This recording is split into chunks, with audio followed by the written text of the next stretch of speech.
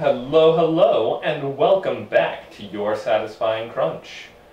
Today we're going to be watching Alone at Sea. So we're still trying to process all of the information that they gave us in Monster Reunion. This is, of course, going to be a Lapis episode. This will be a Lapis episode. I'm guessing that we'll see Jasper in this as well. Oh, maybe it's a Jasper episode. Maybe it's Jasper Alone at Sea. I still think we're going to see... I think it's the one with Lapis in the boat. I still think we're going to sense. see... Yeah. I still think we're going to see Jasper fused with some of the cluster. Yeah, I think so. Not with the cluster itself, but with the cluster experiments, the prototypes. So I think that'll happen soonly, at some point. Also, I know how they're going to get the cluster out of the Earth without damaging the Earth, but I'm not going to tell you about it in this video. I will tell you about it in another video. And just for clarification, he's talking about the crystal gems getting it out of the Earth. Yes, the crystal gems will be able to get the cluster out of the Earth without destroying the Earth or the cluster. So look forward to that. Look forward to when I tell you how that's going to happen. I don't know how that's going to happen. I know. I'll tell you too. So yeah, we're here on the couch. We're watching Steven Universe. We're about to watch Alone at Sea. We really enjoyed last episode. I'm gonna bet. Just information overload. The possibilities and the probabilities and all of the things that we got out of that. The incredible writing of that episode. That's one of those things where you just have to bow down to the writers and go, "Wow, that was awesome." I'm predicting season 3 finale is the fight with Jasper Monster Fusion. I think that's what we're gonna see. I think you're right on that. All right. Without further ado, I'm Dusty Hill. I'm Billy Gibbons. And I'm Frank Beard. And when we're not changing the face of rock and roll, we needed to do this one much earlier. Just have a week of that. We're watching Steven Universe. Alone at Sea. I'm starting to guess the surprise, Steven. Surprise! Did Greg buy a boat? Yes. I may be rich, but buying a boat would be going a bit overboard. Hey! Hey, I'm walking here. Just a joke I picked up from some sailors. They have a surprisingly clean sense of humor. Steven, who is this? Greg Universe. Steven, I don't deserve this. Of course you do. We even named her Lil Lappy. That's misery. Okay, I'll give it a chance, but just one. Whoa! Wow, I think I did a number on that dock. Maybe somebody else should take a shot at being captain. What do you say, Captain Lazuli? I shouldn't. Go for it, Lapis. Don't put me in charge. Thanks, but I'm not putting that on my body. Let's set a course for fun! Dad! Hey, you two, finally get enough of that horn? What? What are you doing? Catching fish! Oh, I can help. Catch Jasper. What the?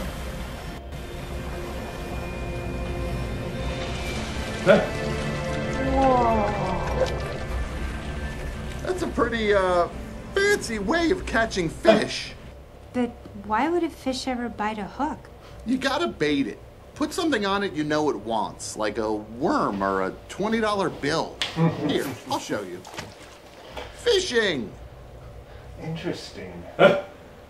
So you're setting up her When does the fish part Catching. happen? Well, something, sometimes yes. it isn't about the fish you keep, but the company you catch.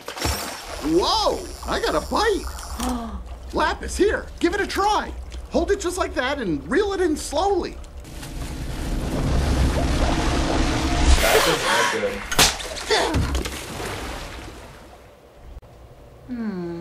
So fishing was a bust, but I got something that'll cheer you up. Shuffleboard! What do you say?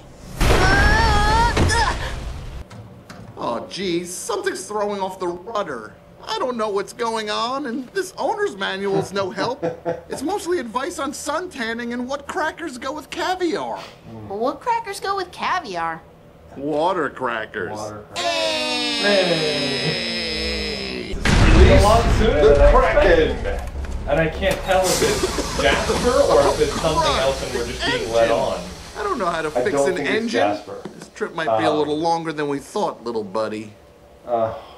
Oh God, we did not say little buddy. Lapis? It was a 3-hour tour. I have some not so good news. Yeah, so There's trouble with the engine and we might be stuck out here for a while. You don't have to be with Jasper. That's not it. I miss her. What?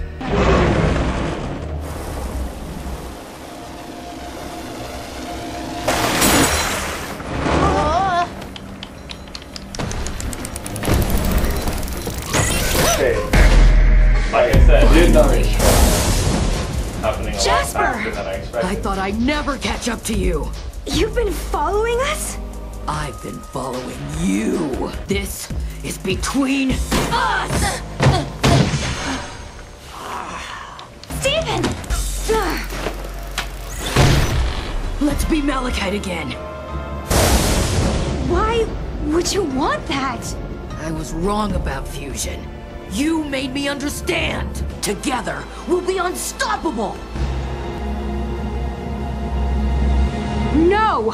What? What we had wasn't healthy. I never want to feel like I felt with you. Never again. So just go. Lapis! She said no! Leave her alone! This is your fault. I'll shatter you! Kiss the boat. I guess I bought a boat after all. Sorry, Dad. But hey, the ocean's really beautiful from up here. Yeah. It is.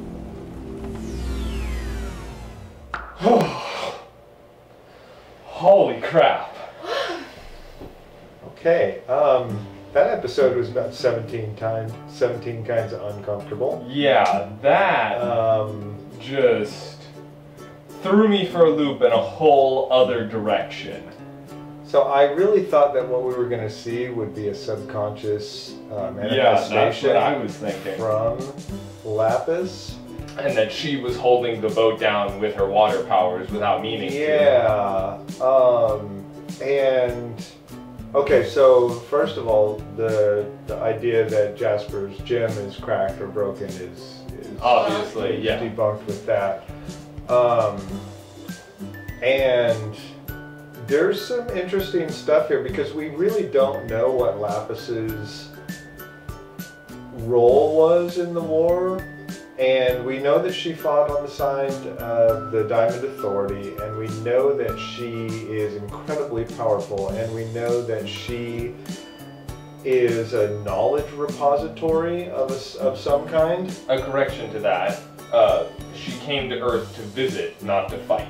Remember, it was a war zone when she got there. That's not what she was expecting to find. She wasn't sent there as a soldier. When you look at Lapis's flashback, and she tells you how she got into the mirror, she specifically states she was just on a short trip to Earth, just to visit. Yeah, but she was part of the Diamond Authority. She was part of Homeworld of the Diamond Authority, but she was not sent there as a soldier to fight. No, because she was, I'm not saying that she was there to fight, I'm just saying that she was on Earth as a part of the Diamond Authority, probably as a recorder, to, oversee the plans, bring the plans, figure out what was going on with that. But her power level seems to be much higher than most of the gems that we encounter. She really just has she's almost off the charts with what she can do, especially with the water manipulation. And we see Steven with a bunch of powers, his defensive powers, his healing powers, his floating ability. He has control over himself for the most part, whereas Lapis has control over an element. And that's something that we haven't really seen from any of the other gems. Ruby with the fire a little bit. But she doesn't control fire. She doesn't control fire. She generates fire, and of course Sapphire with the ice, but not in the same way as Lapis does. And to an extent of this, we don't know what Homeworld's conditions are like, but we know they lack organic life. By the time they're done with their planets, their colonies, they don't have organic life. It's possible that a Lazuli back on Homeworld is a technician. If you're only dealing with very small amounts of water, being able to remove the moisture from some sort of, electronics, being able to manipulate it so it can create a current, that sort of thing. If you don't have entire oceans to deal with, then suddenly their utilitarian purpose is much less destructive. That's an interesting we have theory. Nothing to support that. If she comes, just, Right, if she comes from a place where there isn't a lot of water, then her abilities would not be... They're more mechanical in nature. Right, they wouldn't be as impressive as it is there, and suddenly you're in a place where 90% of everything is made out of water, and all of a sudden you're... Well, yeah, because if you're silicon-based, there's not a whole lot of water in California. If everything is made of water, are we gonna see some Katara? You're a bloodbender now, Lapis. No. So yeah, shortness of breath, tightness. Yeah, that was. And there's some really interesting. There's some really interesting implications about Lapis's past. And the fact that Jasper basically came out and said that she was responsible for something heinous, possibly many heinous actions. Although I think she was referring specifically to Malachite and the way their fusion worked, not necessarily to her history. I'm going to disagree with you completely. Right. I think that there may have been a situation that basically, and this is just a guess based on a couple of minutes of thought on this, but I'm going to go out on a limb and say basically what Lapis did is went to planets that had water on them and took the water and brought it to Homeworld, thus killing everything on all of the planets.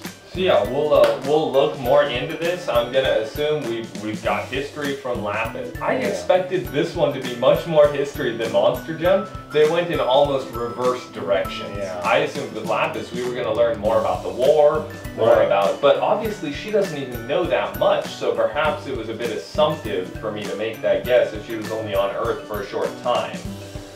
So that was, like we said, really.